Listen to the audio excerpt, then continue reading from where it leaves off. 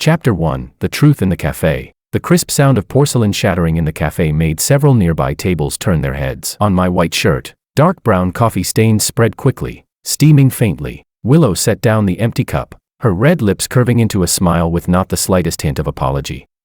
Sorry about that, she said. My hand slipped. The scorching heat of the liquid seeped through the fabric onto my skin. Easily around 75 degrees. The corner of my eye twitched slightly, but I calmly picked up a napkin and began to dab at my shirt. My voice was steady, as though professionally trained. It's fine. I must have blocked your way. The temperature is just right. Not too hot. Willow narrowed her eyes. 3 years had passed, and no matter how she tried to make things difficult, the men before her always wore that flawless mask. Today was her university graduation day. Time to end this tedious game. Do you know why I asked you out today? She said, her slender fingers tapping against the table, freshly done crystal nails glittering under the sunlight. I took a paper bag with a luxury logo from my side and pushed it toward her. A new Hermes limited edition. You mentioned last month you wanted it. Willow let out a cold laugh, not even glancing at the handbag countless girls dreamed of owning. You think you're worthy of chasing me, a poor student living off scholarships, following me around for 3 years like a servant? You really think a few bags could win me over? More eyes turned our way, whispers beginning to spread. My name carried some weight in the business school, known as the simp who rushed to Lou Group's heiress at her beck and call. Suddenly, I laughed. Not the gentle, compliant smile she was used to, but a liberating, almost chilling one that made Willow's back grow cold. In fact, Miss Lou, I said, pulling out a document from my briefcase and laying it neatly on the coffee-stained table, our relationship has always been nothing more than a business contract. Willow frowned and looked down. The bold black words at the top stabbed her eyes. Emotional service agreement. Party A, Lou Group. Party B, George. Signed 3 years ago, on the very day she entered university. What kind of sick joke is this? Didn't your father tell you? My voice remained courteous, but with a detachment she had never heard before. 3 years ago, Mr. Lou hired me at an annual salary of $300,000 to be your emotional companion. My primary duty was to satisfy your need for male attention, and also, I paused, to correct your excessive arrogance. Willow's face turned pale instantly. She snatched the contract and flipped to the last page. Her father's flamboyant signature and the company's red seal glared back at her. The contract term was 3 years, ending today at 5 o'clock. I checked my watch. 4 hours and 13 minutes remain. But since you clearly expressed your intent to terminate, we can end it early. From my bag, I took out a leather-bound notebook. This contains records of your preferences, habits, and emotional patterns over the past 3 years. Coffee, 2 sugars, but the sugar-free label must face outward. On rainy days, you get migraines, painkillers prepared in advance. Around the 20th each month, mood swings due to your cycle, all classified by date. A wave of dizziness hit Willow. The gestures she had believed came from love were merely professional tasks. You all. Her voice trembled, unsure if from anger or something more complicated. I stood up, placing the notebook carefully by her side, my movements precise as though completing a final handover. According to the supplementary clause, I am obliged to inform you there will be a 3-month emotional withdrawal period. I suggest you adapt gradually to life without personal care. I bowed slightly, respectful yet unapproachable. It has been an honor to serve you for 1,095 days. Miss Lou, from tonight, you will no longer receive my goodnight messages. With that, I turned and left without hesitation. Willow remained frozen in her seat, suddenly realizing this was the first time in 3 years that I had walked away before she did. Chapter 2: The Shattered Tiara. When Willow stood before her father's study door, the contract in her hand was already crumpled from her grip. She didn't even bother to knock, just pushed it open. Pablo looked up from his pile of documents. Behind his gold-rimmed glasses, his gaze flickered for a moment when he saw the paper in his daughter's hand, then quickly returned to calm. Explain. Willow slapped the contract onto the mahogany desk, her voice squeezed out between clenched teeth. Mr. Lou slowly removed his glasses and wiped the lenses with a velvet cloth. The gesture was all too familiar. He always did this before announcing an important decision. Pablo sighed. I thought George would only tell you once the contract ended. Seems he decided to reveal it early. Willow's voice shot up, sharp and trembling. So it's true, you paid someone to be my simp, emotional companion. Mr. Lou corrected. It's a legitimate profession, quite common in Japan. I hired a headhunting agency, reviewed 12 candidates. George was the most outstanding in every aspect. The room spun around Willow. She braced herself against the desk, her nails digging into the solid wood. Why? Do you remember your high school graduation ball? His voice suddenly hardened. You made that boy who escorted you home cry on the spot, just because the roses he bought weren't the color you wanted. Willow opened her mouth, but no sound came out. Of course she remembered. The sight of that nerd fleeing with a red face had amused her for an entire week. After that, I did some digging. Mr. Lu pulled a file from the drawer. Your first 6 boyfriends, all developed varying levels of anxiety after breaking up with you. The worst case was young Chan. He spent half a year in therapy. That was there. Too weak, not worthy of you. Mr. Lu cut her off. Willow, the problem isn't them. It's you. You treat suitors like disposable cutlery. Heat rushed to Willow's face. She wanted to argue, but an image flashed in her mind. Just last week she had tossed George's milk tea into the trash. The one he had queued 2 hours for. In front of the entire class. George is a psychology graduate student, specializing in emotional dependency. Mr. Lu continued in a calmer tone. I asked him to help you build a healthier view of intimate relationships. And also, he hesitated for the right words, to let you experience what unconditional care feels like, so that you might learn to cherish it. So I'm just an experiment to you. Willow's voice quivered. No. Mr. Lu met her eyes steadily. I just want you to understand, no one in this world is obligated to treat you well. Not George. Not me. Not even your mother, if she were still alive. The words pierced Willow's chest like a knife. Her mother had died when she was only 8. And since then, her father had filled every corner of her life with material comforts. He recorded everything about me. Willow murmured, remembering that terrifyingly meticulous notebook. That was part of the job, Mr. Lu said lightly, slipping his glasses back on. Now that the contract has ended, what do you think? What do I think? Willow's mind raced with images from the past 3 years, midnight snacks at 3 a.m., the umbrella that always appeared on rainy days, the small wishes she had voiced casually that came true the following week, all of it, priced and itemized. I feel sick. She turned toward the door. Her father's voice followed her. By the way, George is quite popular at school. He only rejected every social invitation because of you. Willow slammed the door shut behind her. When I pushed open the iron door of the rented apartment, my roommate Luis was sprawled on the couch playing video games. Without even turning his head, Luis snickered. Yo, release after serving the full sentence. Didn't the princess keep you for a farewell dinner? I chuckled and tossed my keys onto the coffee table. This 2-bedroom, barely 60 square meters, was my only refuge besides school. Every time I returned here from Willow's luxury apartment, it felt like crossing between 2 worlds. 4 hours earlier than expected, I said, pulling a thick black notebook from the shelf, 3 times the size of the one I'd given Willow. Luis finally paused his game and leaned over with curiosity. What's that? Your simp diary. More accurately, the complete personality analysis of Willow, I replied, opening the notebook. Pages were crammed with observation notes, some marked with sticky tabs and photos. My master's thesis material. Luis whistled. Impressive. Making money while doing research. So, just like you diagnosed from the start, she's really a case of functional narcissistic personality. I didn't answer immediately. Walking onto the balcony, I flicked my lighter. Its blue flame sharp against the night. She's more complicated than I thought. I touched the flame to a corner of the notebook. She does know how to care for people. It's just, the fire consumed the pages quickly. Luis leaned against the doorway. For once not making jokes. Just what? She's too afraid of being rejected. So she rejects the whole world first, I said, releasing the burning book into a metal bin. A textbook defense mechanism. Luis raised an eyebrow. Sounds like somebody's a little reluctant to let go. I watched the last page crumble into ash, the one with a candid photo of Willow asleep in the library. That day, the sunlight had been perfect, and without makeup. Her face looked unexpectedly soft. Pure professional integrity, I said, stepping back inside. Starting tomorrow, I can finally take on that youth counseling project. Time to celebrate. Luis pulled 2 beers from the fridge. My treat. The icy touch of the can reminded me of today's scalding coffee. The look of smug triumph in Willow's eyes, and the shock when I laid out the contract, made for a perfect contrast. Smiling, I popped the tab. To freedom. Maria showed up just as Willow sat in the middle of her walk-in closet, surrounded by dozens of designer bags,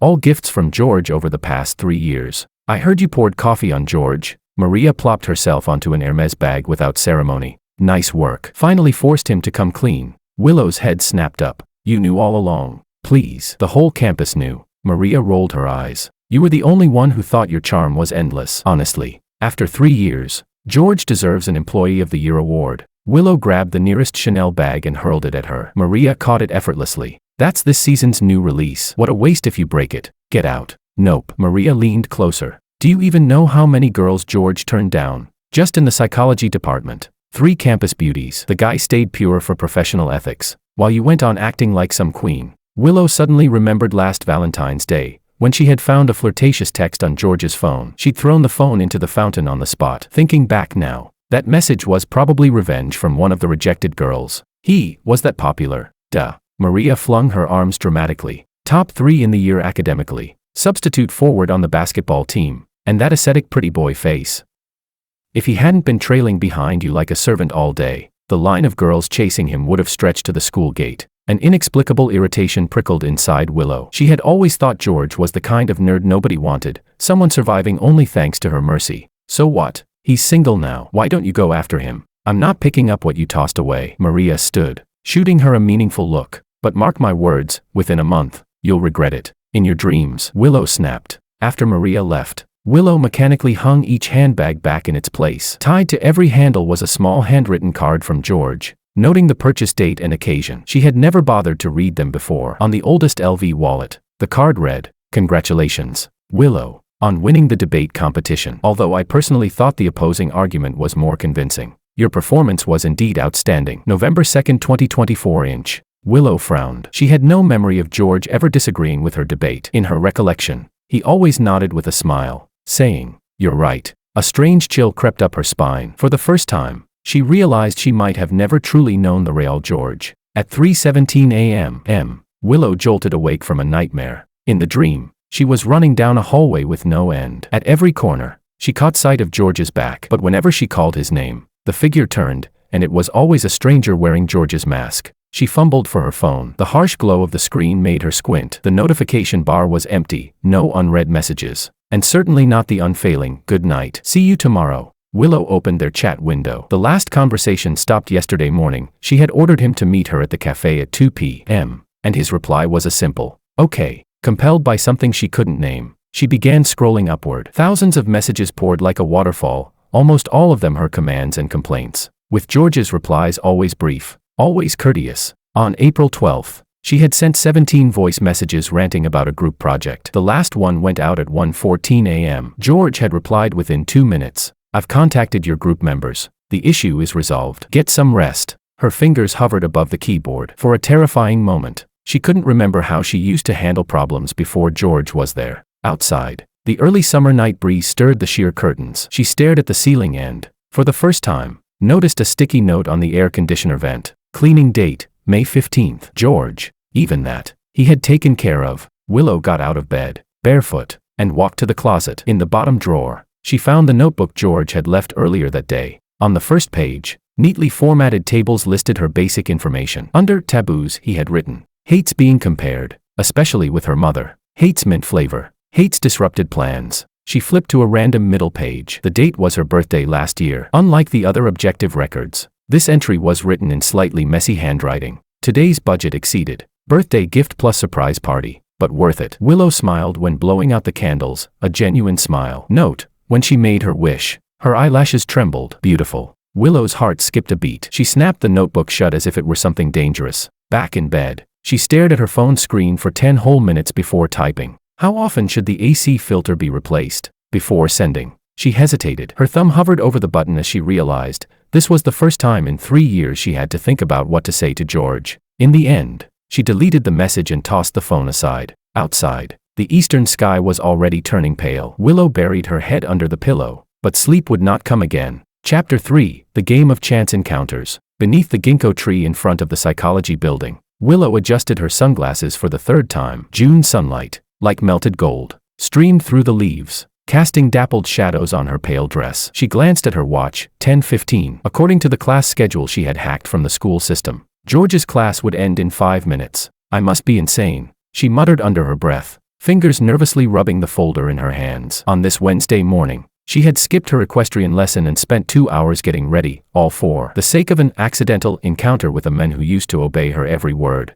Students began streaming out of the lecture hall. Willow quickly dabbed her cushioned foundation on her flawless face, pretending to fix non-existent makeup smudges. Then, feigning the look of someone in a hurry, she walked toward the doors. At the perfectly calculated moment, she just happened to cross paths with me. At barely a meter away, Willow deliberately stumbled, sending her folder crashing to the ground, papers scattering everywhere. I stepped forward immediately, dropped to one knee, and within seconds had gathered most of the papers. "Your documents," I said, standing up and handing her the neatly stacked folder. On my face was a polite smile she had never seen before. Watch the steps. No extra greetings. No words of concern. Not even an extra glance. I said what I had to say and moved to walk past her. as if she were just another student who had clumsily dropped something. Willow grabbed my wrist. "Don't you have anything to say to me?" My eyes dropped to her hand. Realizing how abrupt her action was, Willow quickly let go, as if scalded. "On Wednesdays at this hour, you usually have French," I said evenly. "Skipping class isn't a good habit." Willow's eyes widened. He still remembered her class schedule. Did that mean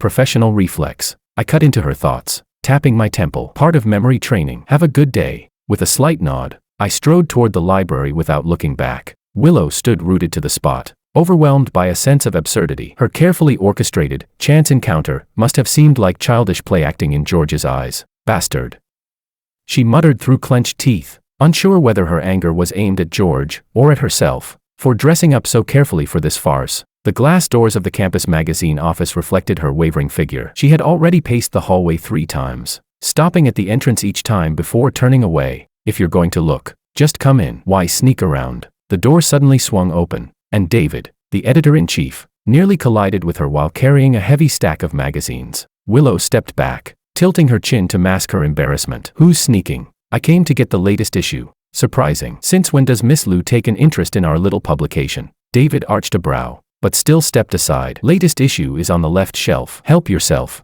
The office smelled of ink and coffee. Willow headed straight for the rack. On the cover of the newest issue, bold letters read, "The Emotional Service Industry, Professional Companionship and Ethical Boundaries." The cover photo was a side profile of George at a lecture podium. Her fingers trembled so much she nearly tore the page. Inside, a 2-page spread featured an exclusive interview with George, along with a full-page photo of him leaning against the psychology building hallway. White shirt, black slacks, gold-rimmed glasses, his gaze focused and profound. He looked nothing like the submissive figure she remembered. Many people mistake emotional companions as high-class simps, which is a complete misconception. George was quoted, speaking with confidence, "We're more like emotional trainers, using professional methods to help clients build healthier perceptions of relationships. For example, some clients are long accustomed to privilege and lack empathy." Willow snapped the magazine shut. Those words felt like a public execution. When was this interview done? She forced herself to ask David, trying to sound calm. "Last week," David replied without looking up from the stack of drafts he was organizing.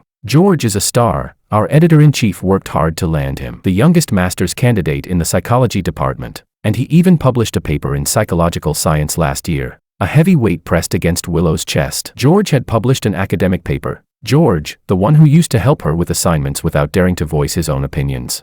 "Oh, right." David suddenly remembered something. He pulled a ticket from his drawer and handed it over. "This Friday, George is giving a public lecture on power dynamics in intimate relationships. You should go. Guaranteed to change the way you see things." Willow took the ticket. The embossed gold letters read, "George, Hidden Control and Counter-Control in Contemporary Intimate Relationships." "Thanks," she muttered, shoving the ticket into her bag before walking away. "Hey, you haven't paid for the magazine," David called after her. Without turning back, Willow waved her hand. "Put it on my tab." The moment she stepped out of the editorial office, she pulled out her phone and typed George's name. Instantly, the screen filled with a dozen academic entries. The top result was a co-authored paper, Emotional Dependency and Personality Formation in Privileged Environments, a 3-year longitudinal study. Willow's breath quickened. 3 years, a longitudinal study. Her finger trembled as she tapped open the abstract. The keywords, narcissistic tendencies, privileged class, emotional manipulation, stabbed at her eyes like knives.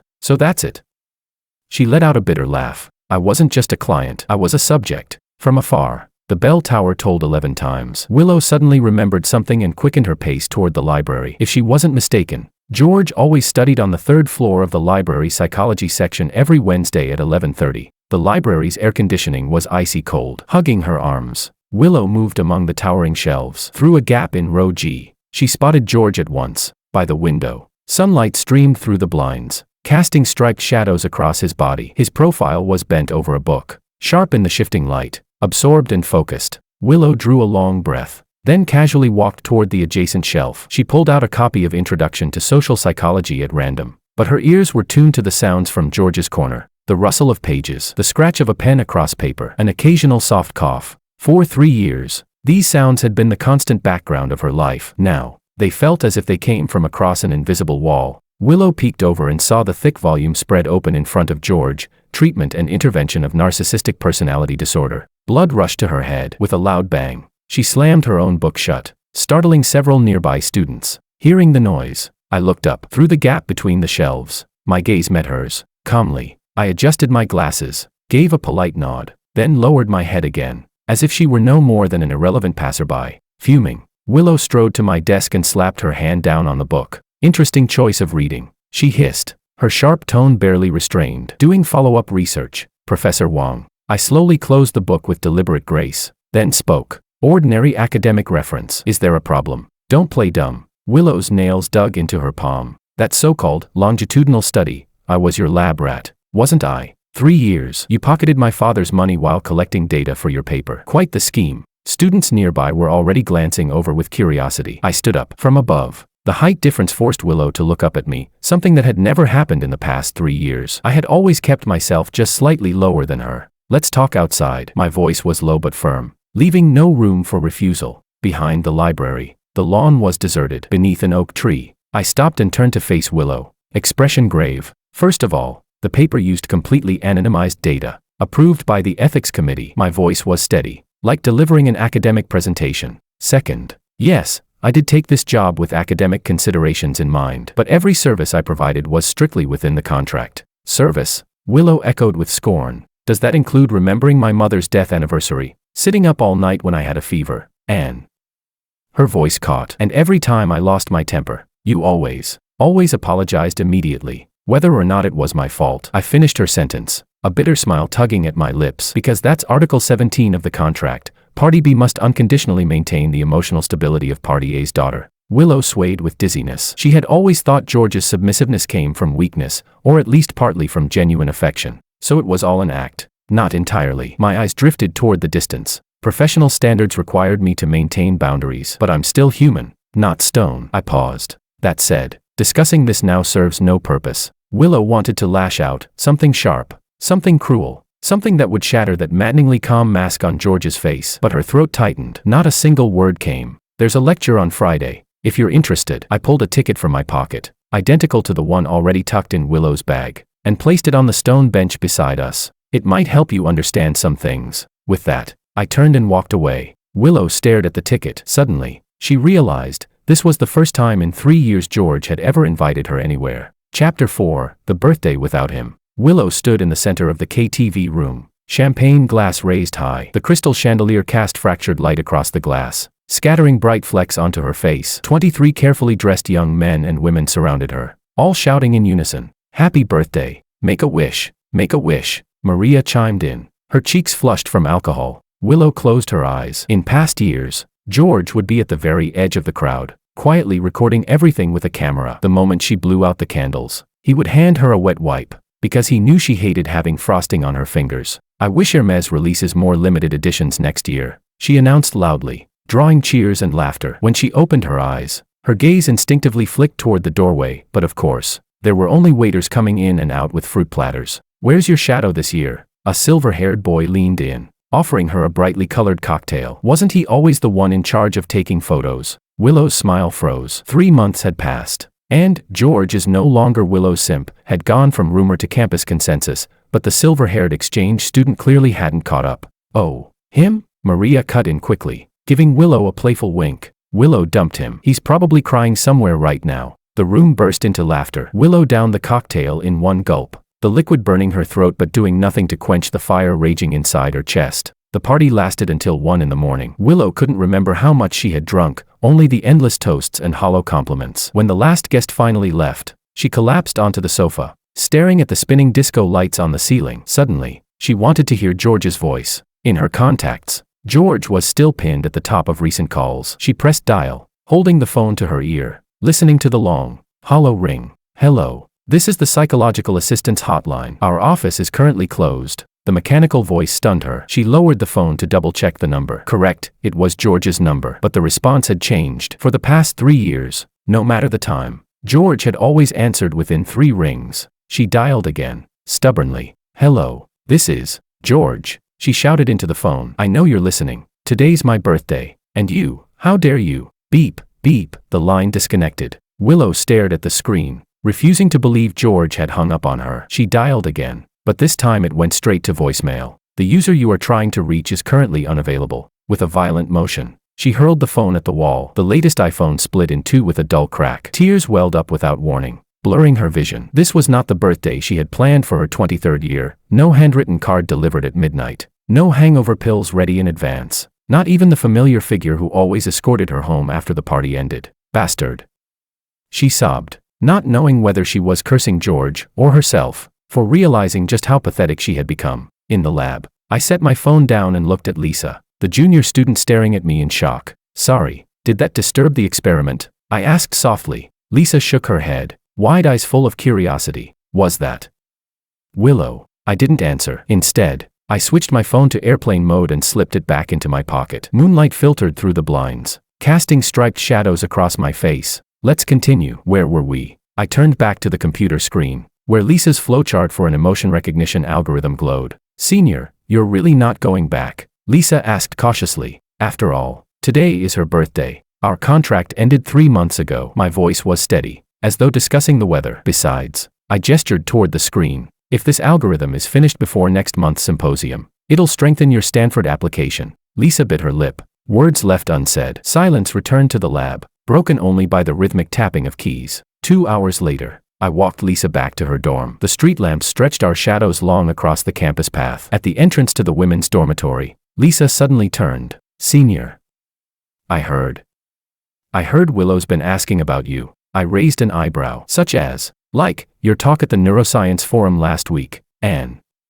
Her face flushed red. And whether we're dating. I chuckled. Campus gossip has endless creativity. So, we're not, right? Lisa asked quietly, eyes fixed on her canvas shoes. You're a very good research partner, Lisa. My tone was gentle. Good night. On the way back to my dorm, my phone buzzed repeatedly, messages from Luis, with photos from Willow's birthday party attached. The last one read, Bro, are you sure you're not picking her up? She looks really drunk. I enlarged one of the photos. Willow, in a silver sequin dress, was dancing on a coffee table, skirt twirling, her face stretched into an exaggerated smile. A smile I knew too well, the kind that never reached her eyes. I deleted all the photos and replied, not my concern. At the dorm entrance, a familiar figure made me stop. Pablo leaned against a black Mercedes, his tailored suit strikingly out of place in the campus setting. Mr. Liu, I frowned slightly. At this hour, Pablo straightened. It's Willow's birthday. I know. She's drunk. At Blue Diamond KTV. He held out a car key. Go pick her up.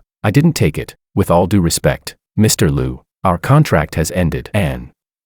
I paused. Are you sure this would help Willow? The night breeze rustled. Under the dim glow of the lamp, Pablo's expression was unreadable. You're right, he said at last, retracting the key. I hadn't thought it through. I nodded, ready to leave, when Pablo spoke again. By the way, the contract Willow saw was the simplified version. I turned, eyes narrowing. Meaning, the full version is in the safe, Pablo said, opening his car door. It includes the clause, for 3 years following contract termination, Party A's daughter is prohibited from pursuing Party B in any form. Otherwise, a penalty of 1 million applies. I froze. Of course I remembered the clause, but I had dismissed it as nothing more than a father's overprotective measure. She knows. This afternoon, Pablo slid into the car. Through the lowered window, he added with a meaningful tone. Her exact words were, "A million. I can afford it." The Mercedes glided away into the night. I stood before the empty dormitory building, something stirring faintly in my chest, like a long dormant butterfly testing its wings, straining to break free. The business school's room 208 was packed. Every seat was filled,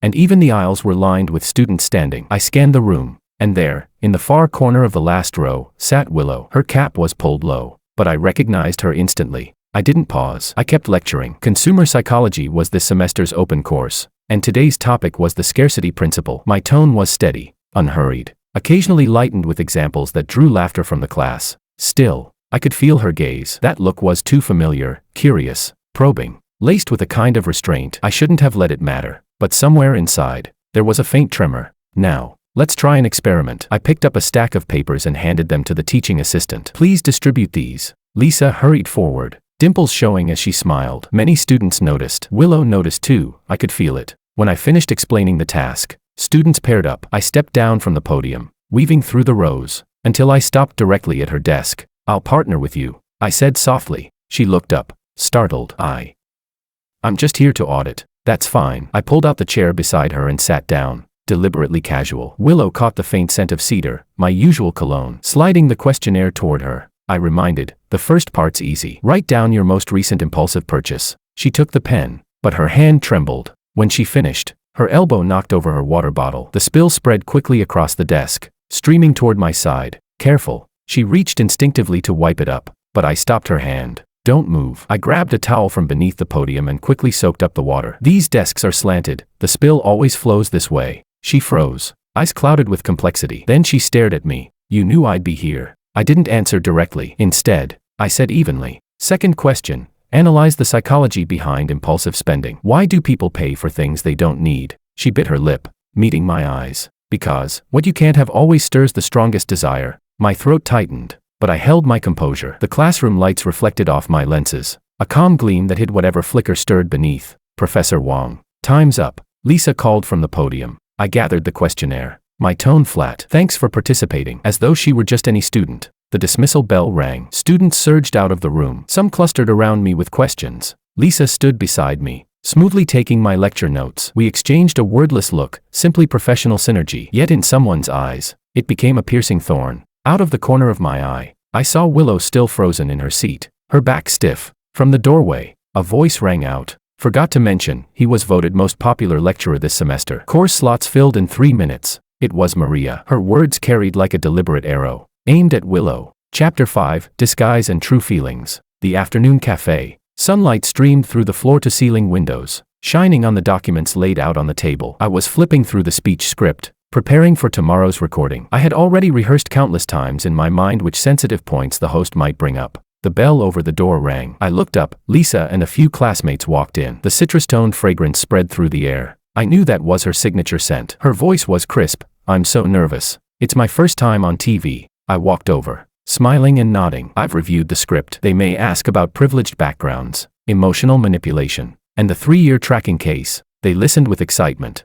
but my gaze drifted inadvertently toward the corner by the window. That familiar figure, golden hair cascading down, her profile hidden in shadow. Willow. She lowered her head, fingers gripping the coffee cup tightly, as if trying hard to pretend she was just a passerby. But I knew she was listening to every word. 3-year tracking. She must have realized. The next afternoon, I waited in the counseling room. Please fill out this questionnaire, and then we'll begin. My voice was as calm as always. The Miss Lee across from me wore a wig and thick-framed glasses, even deliberately lowering her voice. But I recognized her instantly. Willow. As she ticked boxes on the paper, her fingertips trembled slightly. I pretended not to notice and continued guiding. You mentioned that you're always unable to maintain long-term relationships. Could you be more specific?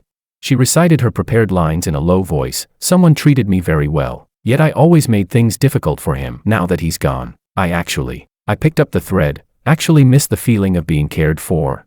No. She jerked her head up, then quickly lowered it again. I closed the tablet, folding my hands on my knees, and spoke more softly than usual. Some people hurt those who treat them well, because being loved takes more courage than loving. Accepting means exposing vulnerability. Hurting is only a defense. In that instant, her expression tightened. No wig or glasses could conceal that shaken look. When the 50 minutes ended, her forehead was damp with sweat. I escorted her to the door, handed her my card, and said, "This is a special case. I'll reserve extra time." At the moment our fingertips touched, I almost lost control. That evening in the studio, I sat on the blue sofa, the cufflinks on my sleeve reflecting the lights. Those were the casual gift she once gave me. The host asked, "When a professional caretaker develops genuine feelings, how should it be handled?" I smiled faintly. A contract can restrict behavior, but it cannot regulate emotions. The audience burst into laughter. From the crowd I heard Lisa's crisp applause. The camera swept across the seats. My face remained calm, yet a subtle sense of loss welled up inside me. Would she watch this episode? The following night, Luis barged into my place. "Why are you keeping all this trash? Movie stubs, candy wrappers, a bunch of yellowed rubber bands." I was squatting on the floor, opening storage boxes one by one, arranging them in chronological order. "Don't touch that." My voice was low. Luis waved a crumpled note, reading loudly, "George, I'm thirsty. Going to buy milk tea, iced, 30% sugar." "What is this? A slave contract?" I snatched it back. "This is data. Oh please, just admit it, you like her." I fell silent, carefully placing the note back into the box labeled June 8, 2023. Finally, I muttered, "So what if I like her? We're not from the same world." Luis was about to retort when the door suddenly opened. "Excuse me." She stood at the doorway, holding a medical record forgotten in the counseling room. Her voice was deliberately steady, but I saw the light in her eyes. "Miss Lee." I quickly put on my professional mask, feigning surprise, but my fluster had already been caught. She glanced at the storage box I had hastily pushed under the table. A faint, knowing smile on her lips. Sorry for disturbing. She turned to leave. I stood frozen, heartbeat pounding like a drum. Later, I heard the forum explode. Confirmed. Willow disguises herself to infiltrate the psychology department. New evidence of her pursuing George. The post was accompanied by a photo of her in disguise walking into the counseling building. I stared at the screen for a long time, then shut down the computer. She was no longer the aloof heiress watching coldly from the sidelines, but had stepped into the game herself. Only, how long can I endure this game? Chapter 6, Torrential Rain and Faint Light. The weather forecast had said it would rain tomorrow, but no one expected such a downpour. I was in the lab organizing data, and it was already close to 10 o'clock. Looking out the window, the rain seemed intent on washing the world clean. When I finally turned off the lights and left, I habitually exited through the side door. The moment I opened my umbrella, I saw her, Willow. She was standing under the eaves of the psychology building, the hem of her dress soaked, her fingers trembling. That instant, my steps froze. What are you doing here? I tried to keep my voice steady, though the sound of the rain nearly drowned it out. Passing by, she lifted her chin, stubborn as if unafraid of any questioning, but I saw the rainwater streaming down her neck, and the tremor in her eyelashes. A strange ache surged in my throat. I held out my umbrella. The rain won't stop anytime soon. Take it. She didn't take it. Raindrops slid from her lashes, like tears. Why did you write my name in the acknowledgements? She asked, her voice hoarse. My hand stiffened midair. The raindrops pounded on the umbrella, as fast and urgent as a heartbeat. Academic protocol. I answered with restraint. You did provide the research setting. Just that. What else would it be? I countered. Lightning split the night sky. I knew she saw that flicker of restrained pain in my eyes. I'm leaving. I pulled the umbrella back. Next month I'm heading to Boston. An offer from Harvard's Department of Psychology. She froze, as though struck by a heavy blow, yet still forced a smile. Congratulations. You've finally gotten rid of me. That smile was flawless, yet more painful than tears. I didn't look back, only walked into the curtain of rain. The closing sound of the umbrella was like a curtain call. When I returned to my office, the door burst open. Are you even human? Luis stormed in, rain dripping from his clothes. He threw down a stack of photos. Look, she waited in the rain for 2 hours. In the photos, she was in a soaked white dress clinging to her body, crouching on the steps like a bird with broken wings. My fingers pinched the edge until the photo crumpled. Yet I still said, she brought it on herself. Brought it on herself. Luis glared. Man, I don't get you. You clearly like her. You've collected every scrap of paper from her over the past 3 years. Now she's making the first move, and you play the saint. I pulled open a drawer, took out a document, and pushed it toward him. A non-disclosure agreement. He frowned. I signed it. I removed my glasses and rubbed the bridge of my nose. Besides providing emotional companionship, I was also tasked with evaluating her psychological state. Pablo wanted to know if his daughter was fit to take over the family business. Luis whistled. So those observation notes, partly work-related. I looked toward the window. The rain was easing. I'm not sure whether my feelings for her are real, or just a byproduct of long-term role-playing. And what about her? Luis jabbed at the photo. She never signed any damn contract. I fell silent, pulling up the surveillance footage. On screen, she was quietly placing a file into my drawer. Last week, I said. What is it? Ito Corporation's financial irregularity reports from the past 3 years. My voice carried a softness I couldn't suppress. I've been researching corporate criminal psychology lately. So, she was helping you.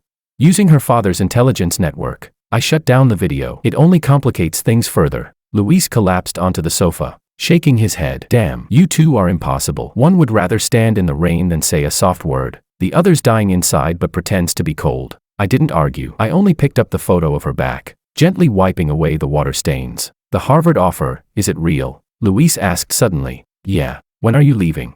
The 5th of next month. He stared at the ceiling, sighing. Tell me, if she knew you were leaving, would she? I closed my eyes, locked the photo in the drawer. It doesn't matter anymore. My contract with the Liu family ended long ago. Outside, the last drop of rain slipped from the eaves, vanishing silently into the night. Outside the window, the last drop of rain slipped from the eaves, vanishing silently into the night. A few days later, I was helping organize documents at the psychology department's volunteer recruitment desk. The line stretched long, voices buzzing endlessly. Since those rainy night photos had spread across the forum, Willow's name had become the campus's trending topic. Next, the senior asked mechanically, name, department, and why do you want to join the psychological aid volunteer group?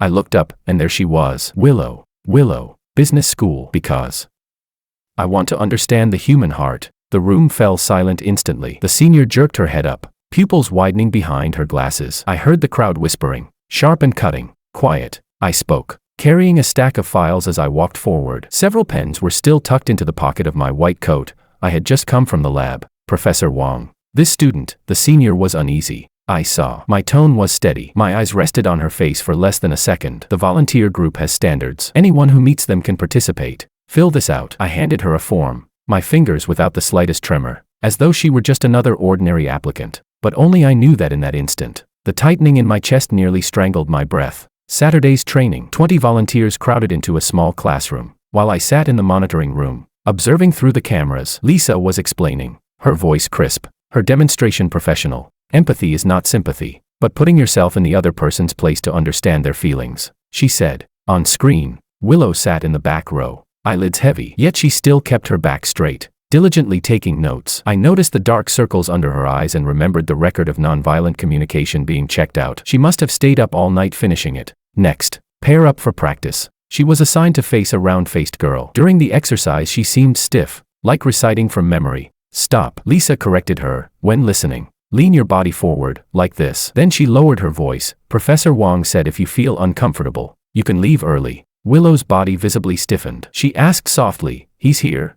Lisa pointed to the corner camera in the monitoring room. He's in charge of this activity. I saw her bite her lip, her back instantly tensing. Then, forcing herself, she gave the girl opposite her a faint smile, strained, but earnest. Let's continue. I'm very interested. I stared at the screen, my fingers unconsciously tightening. In truth, I should have stepped away long ago, returned her fully to the world she belonged to, but I couldn't. The afternoon was the field assessment, answering the campus psychological hotline. I was in the supervision room next door, listening to her voice through the headset. Hello, this is. The caller cut her off. I want to drop out. I can't take it anymore. Everyone's better than me. I study until 3 a.m. every day and it's still useless. Her voice faltered, flustered. You've been working really hard. Working hard is worth shit. The boy's shout was piercing. A silence followed in the headset. I almost reached for the intercom, ready to tell her what to say, but in the next second, she spoke, softly, with a trembling undertone. Failing a class is scary, but it's not as bad as being disappointed in yourself, right? There was a pause of 3 seconds on the other end. How do you know that?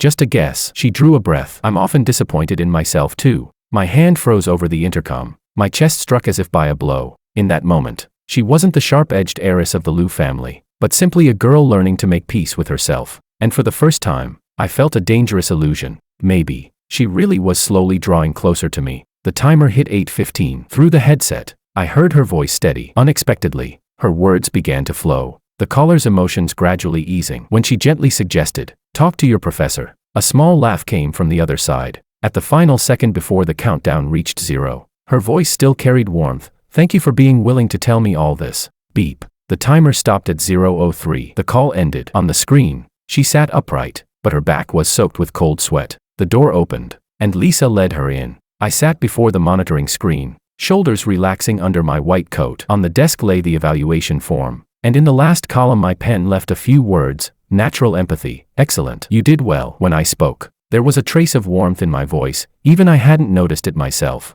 Sunlight filtered through the blinds, casting a golden boundary between us. She stood at that line of light and shadow, hesitating as if she might step across at any moment. Thank you, she murmured. I learned a lot. I lifted my head, looking at her behind my glasses. My gaze gave nothing away. Why did you come to be a volunteer?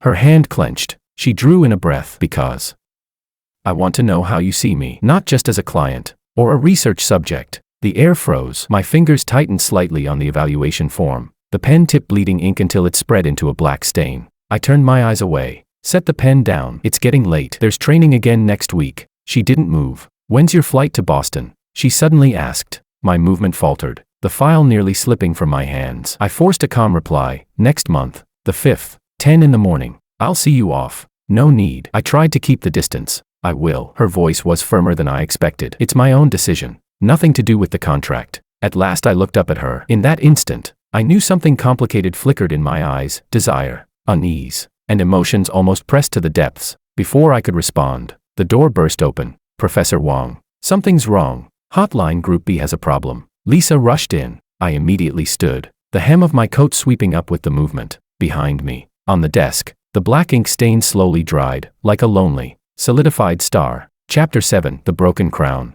Willow's high heels struck a hurried rhythm against the marble floor. The Lu Corporation headquarters was unusually silent today. Not even the receptionist was in sight. As the elevator reached the top floor, her phone buzzed again, the 17th unread message from Maria. Pick up the phone. Something huge happened.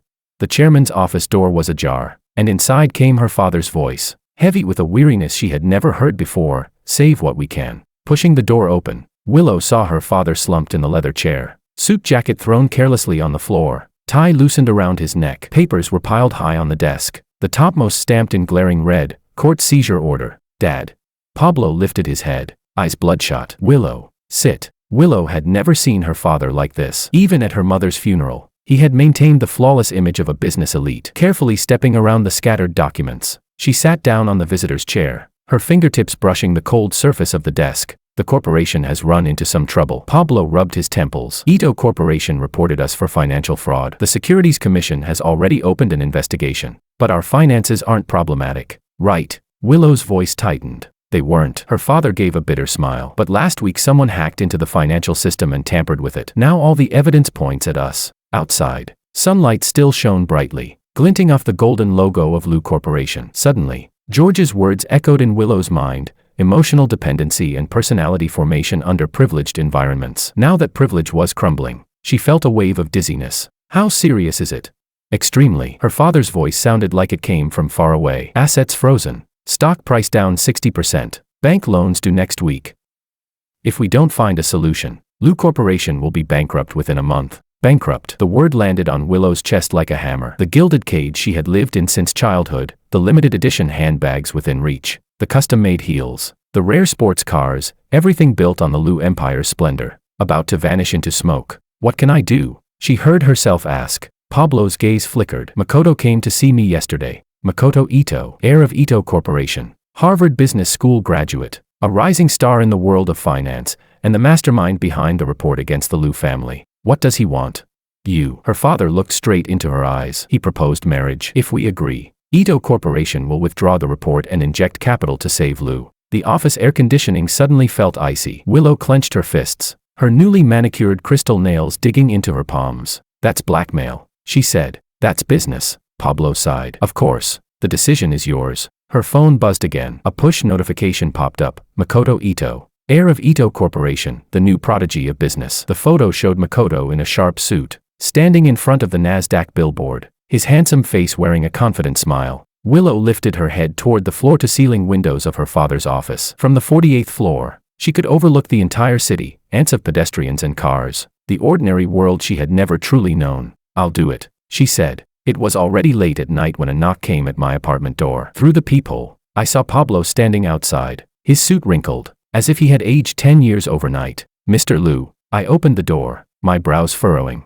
Pablo didn't bother with pleasantries. He handed me a tablet directly. I need your help. On the screen was a series of complicated financial charts and email records. I swiped quickly, my gaze sharpening as I read. The forgery is highly professional, but the pattern is obvious. I pointed at several transaction records. This type of hedging doesn't match Lu Corporation's usual investment strategy. You can read this. Pablo looked slightly surprised. I removed my glasses and wiped them. I majored in both finance and psychology at Wharton. Didn't you do a background check before hiring me as Willow's emotional companion?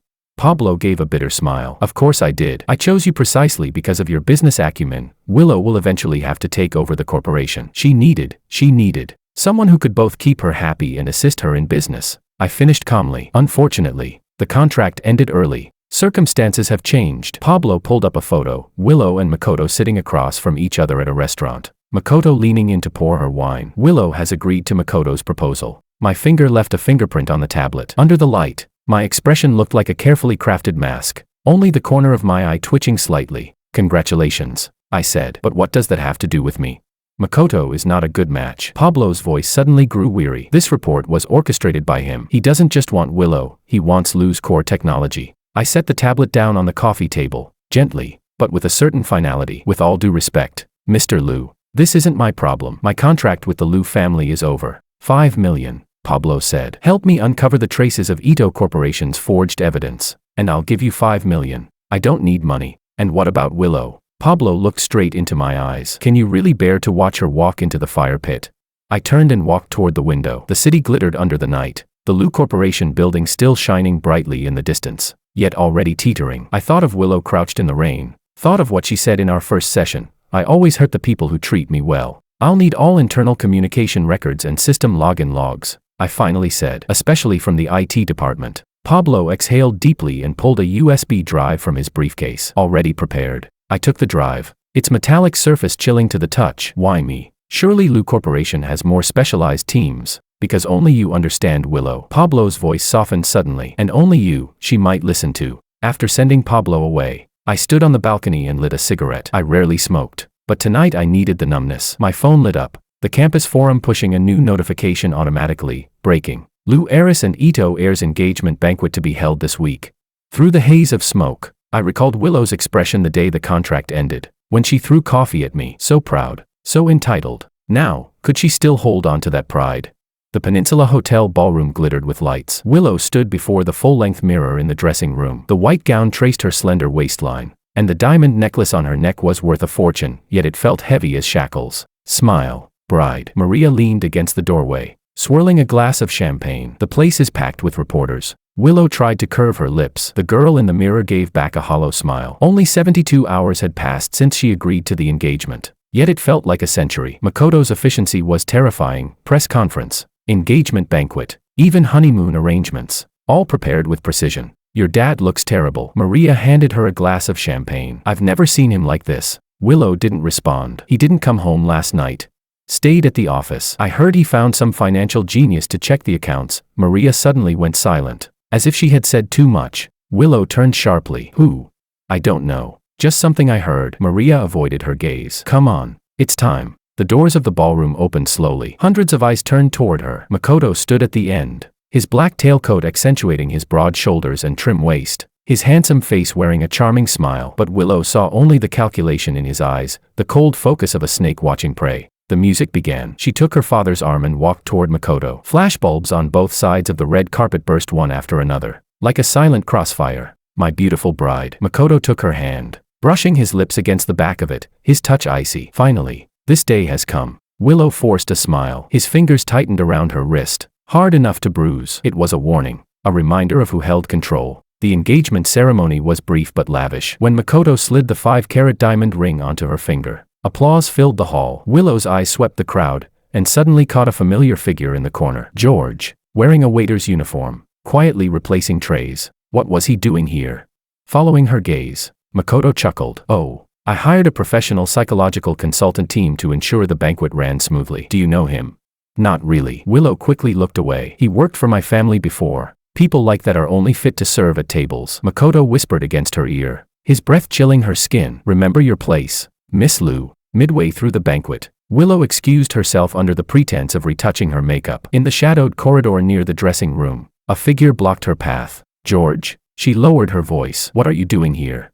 I handed her a tray with a few delicate pastries. You haven't eaten anything tonight. That simple gesture made Willow's nose sting. For 3 years, George had always been like this, anticipating her needs before she realized them herself. Now, when everyone else cared only about her status, her family, her value, he alone remembered she might be hungry. Thank you. She picked up a pastry, though it tasted like nothing. My father asked you to come. I didn't answer directly. Makoto isn't the right choice. I have no choice. Willow gave a bitter smile. If Lu collapses, thousands of employees lose their jobs. My father will. Forget it. You wouldn't understand. I do understand. My voice was quiet. But you don't have to sacrifice yourself. Willow lifted her head, seeing George's eyes deep as a well under the dim corridor light, filled with emotions she couldn't decipher. In that moment, she longed to throw everything aside, to collapse into the arms of the men who had once indulged her every whim and cry her heart out. But reality held her spine straight. This is my decision. Just give me your blessing. From afar, Makoto's voice carried, Willow, darling, it's time to cut the cake. I stepped back, slipping on the mask of a waiter once more. Someone's calling you, fiancé. Willow wanted to say something, but in the end she only lifted her gown and turned away. A few steps later, she heard George's voice, barely audible, just hold on 3 more days. When she turned back, the corridor was empty. Only the tray of pastries proved it hadn't been a dream. Taking off the waiter's uniform, I changed back into my own shirt. In the Peninsula Hotel staff locker room, Luis was hammering furiously on his laptop keyboard. Got it. Luis suddenly whispered, Excited. The private email records of Ito Corporation's head of IT. Look at this attachment. I leaned over. On the screen was an encrypted file. Its title, Lu Corporation Operation Manual. A detailed guide for forging financial reports. I skimmed quickly, the corner of my lips curling in a cold smile. Makoto's too arrogant, sending something like this through a personal email. Will it hold up as evidence? Not enough. I shook my head. We need direct transaction records. Keep digging into all of that IT director's social accounts. Luis gave a low whistle. You look terrifying when you're serious. Is this really for the 5 million? I didn't answer. My phone buzzed with a message from Pablo. Makoto just pulled all of Lu's core technology files. Time is running out. Outside, the night had deepened. I looked toward the Peninsula Hotel, still ablaze with lights, laughter spilling out. Right now Willow should be cutting the cake. Makoto standing behind her, his hand on her waist, declaring ownership before the world. 3 days. I only needed 3 days to find the evidence that could turn everything around. But could Willow endure 3 days? Hey, Luis interrupted my thoughts. If you really save Lu Corporation, will you tell Willow? I closed the laptop. No. Why not? Because she deserves better. I picked up my coat. Someone who doesn't require her to sacrifice her own future. Luis shook his head, muttering, so self-righteous. Did you ever ask what she actually wants? I gave no reply. The corridor's surveillance camera rotated silently, recording the image of my departing back, lonely and resolute. Chapter 8, Lifetime Contract. The ground floor press hall of the Lu Corporation tower was packed. Willow Lu stood behind the curtain, watching her father speak confidently beneath the glare of flashbulbs. Just a month ago, this place had been shrouded in the shadow of bankruptcy. Now, it had become a stage for victory. The Securities Commission has officially withdrawn all charges against Lu Corporation. Pablo's voice was steady and powerful. Ito Corporation's illegal actions will be punished by the law. Willow's gaze drifted toward the corner. Standing by the wall was George, white shirt, black trousers, looking like an ordinary assistant. If not for the stock market data flashing rapidly across the tablet in his hands, no one would have guessed he was the mastermind behind this reversal. Mesmerized, Maria appeared beside her, handing her a glass of champagne. Willow accepted it, her fingertip tapping lightly against the rim. My dad invited him.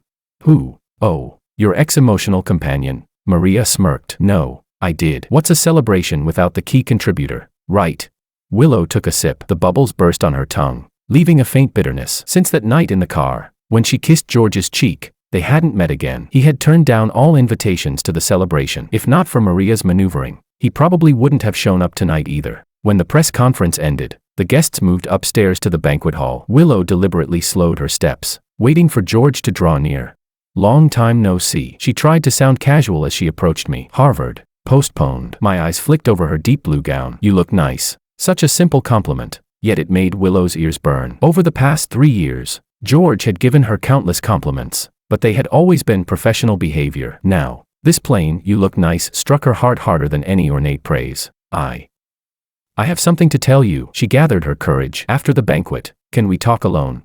I adjusted my glasses, my eyes unreadable behind the lenses. Of course, the celebration was louder than expected. Lu employees reveled in their survival, champagne bottles popping one after another. Willow navigated waves of congratulations, her eyes constantly searching for George. He stood by the buffet, speaking quietly with Luis, politely acknowledging guests when necessary, yet always seeming like an outsider. By midnight, most guests had left. Willow seized the chance and led me to the terrace. Stars dotted the sky, the city lights glittering beneath. First, thank you. She turned to face me. For everything you did for the Lu family. I leaned on the railing, letting the night breeze ruffle my hair. I told you, it was repayment. No, not just that. Willow stepped closer. Thank you for 3 years of patience. Thank you for helping even after the contract ended. Thank you for... Willow. I cut her off softly. What are you trying to say? Willow drew a deep breath. Images flashed in her mind, the way he shielded her from drinking, the way he stayed up late making notes for her, the sight of his back as he walked away in the rain. I like you. The words spilled out. Absurdly simple. Not as an employer liking an employee, not as a subject liking an analyst, just liking you. The terrace fell into a terrifying silence. She saw George's expression freeze, as though he had heard something impossible. You know the clause in our contract, I finally said. No reverse pursuit. Violators pay 1 million. Willow pulled a check from her purse. Here, 1 million, to buy the right to pursue you. I didn't take it, straightening my posture. I suddenly laughed, a kind of laughter Willow had never seen before, open and unrestrained. Are you sure? I asked. I'm no longer the George who was always at your beck and call. I'll be busy with my own career. I'll have a bad temper. I might not remember that you like 2 spoons of sugar in your coffee. I remember you like American coffee, No sugar. Willow cut me off. You like blue. Hate cilantro. And when you read, you unconsciously touch your earlobe. I raised a brow. You've been observing me. 3 years together every day. I ought to have learned something. Willow pushed the check into the pocket of my shirt. So, what's your answer? My hand covered hers, warm and steady. The answer is I can't take this check. Willow's heart sank. Because that clause, I said slowly, expired when the contract ended. I leaned closer, my breath brushing against her lips. So you can pursue me for free. Willow was just about to respond when the terrace door burst open. Pablo stood there, his expression complicated as he looked at our clasped hands. Dad. Willow instinctively tried to pull her hand back, but I held it firmly. Mr. Lu. I nodded in greeting, calm and respectful. Pablo sighed. I knew this would happen. From his inner pocket, he drew out an envelope and handed it to me. Here, I've had it ready for a while. I opened it. Inside was a check, 1 million. This is, Willow's eyes widened. Penalty payment. Pablo shook his head helplessly. The contract stated that if my daughter pursued you, I'd owe you 1 million. Remember? I chuckled. That clause was meant to restrain Willow, not you. Legally, I was the contracting party. Pablo patted my shoulder. Take it as a bonus. And by the way, he turned to his daughter. If your mother were still here, she would have liked this young man. After Pablo left, Willow and I looked at each other, and then both burst into laughter. So, Willow bit her lip. Does this mean we're now? Take it slow. I gently squeezed her hand. You just ended a relationship. You need time to figure out your true feelings. I'm very clear about my feelings. Then prove it to me. My eyes glimmered with challenge. Prove that it's not gratitude or habit, but that you're truly ready to love someone as an equal. Willow wanted to argue, but then realized George was right. For 23 years, she had never truly lived independently, never made decisions on her own. If they rushed into this now, their relationship would only repeat the old patterns. All right. She lifted her head, meeting my gaze. Give me time. I smiled, released her hand gently. I'll wait for you. The psychology department graduation ceremony was packed with people. Wearing a black suit, I received my doctoral degree certificate. At the back of the hall, Willow stood quietly, watching. In these 3 years, she had moved out of the Lu family mansion, renting a small apartment next door to mine. Her first time paying utilities herself. Her first time nearly burning the kitchen while cooking. Her first time sweating nervously in a job interview. Countless first times traced her path of growth. And I had always kept just the right distance. I taught her how to read the electric meter, but never paid the bill for her. I took her to the hospital when she had food poisoning, but refused to cook her meals. I helped revise her startup business plan, but never used my own connections to open doors for her. Next, please welcome the doctoral graduate representative, George, to give a speech. Amid applause, I walked toward the podium. Willow's hand touched the file in her purse, her heartbeat quickening. Today, she would finally fulfill the promise she made 3 years ago, to prove her growth and her sincerity. Lastly, I want to thank someone special. My voice carried through the hall via the speakers. She taught me that the truest emotions often hide beneath the most imperfect appearances. Willow's nose stung. In these 3 years, she had founded an NGO dedicated to providing psychological support for children of wealthy families, helping them step out of the bubble of privilege with her own experience. I was her first advisor, and her harshest critic. After the ceremony, I saw her under the cherry blossom tree in front of the psychology building. The June sunlight filtered through the leaves, casting dappled shadows over me, just as it had 3 years ago when we first met. Doctor, she smiled as she approached. Your speech was wonderful. I placed my graduation cap on her head and asked, did you like the last part? Narcissist. Willow took off the cap and handed it back. I have something for you. From her purse, she pulled out a craft envelope and handed it to me solemnly. Raising a brow, I opened it. Inside was a meticulously drafted contract, lifetime partner agreement. The terms are simple. Willow's voice trembled slightly. Party A, Willow. Party B, George. Agreement to live together, support each other, for a duration of a lifetime. I finished her sentence, my eyes shining. No penalty clauses. None. Willow shook her head. This time, it's not a business contract. I carefully read each clause, the curve of my lips growing wider. Finally, I drew out a pen and signed my name with bold strokes at Party B's signature line. That simple. Willow blinked. No bargaining. I stuffed the contract back into the envelope, pulled her into my arms. Do you know how long I've waited for this moment? 6 years, since the first time I saw you. The first time, not in the cafe. No, here. I pointed to the cherry blossom tree behind me. Your freshman spring. You fell asleep under this tree. I passed by, saw the sunlight on your face. You looked like a painting. Willow remembered that photo he had once set as his screensaver. So you already love at first sight. I chuckled. You could call it that. Later, when Mr. Lu came to me, I couldn't believe my luck. Willow's eyes grew hot with tears. 6 years had passed, from false service to true affection, from inequality to equality, and at last they had reached this point. So, she wrapped her arms around my neck. Can you kiss me now, doctor? My answer was a deep kiss, gentle yet resolute. Just like me. Cherry blossoms drifted down, and in the distance, cheers of graduates rang out. Willow closed her eyes, thinking this must be what happiness felt like, not as a princess held in someone's palm, but as an equal, standing side by side with the one she loved, not far away. Pablo and Luis turned away in tacit understanding. Did we win the bet? Luis asked with a grin. Pablo pulled out a check. 1 million. I told you they'd end up together within 6 years. If I'd known, I would have joined the wager too. Luis shook his head, chuckling. But seriously, when you first chose George, was it really because he suited Willow?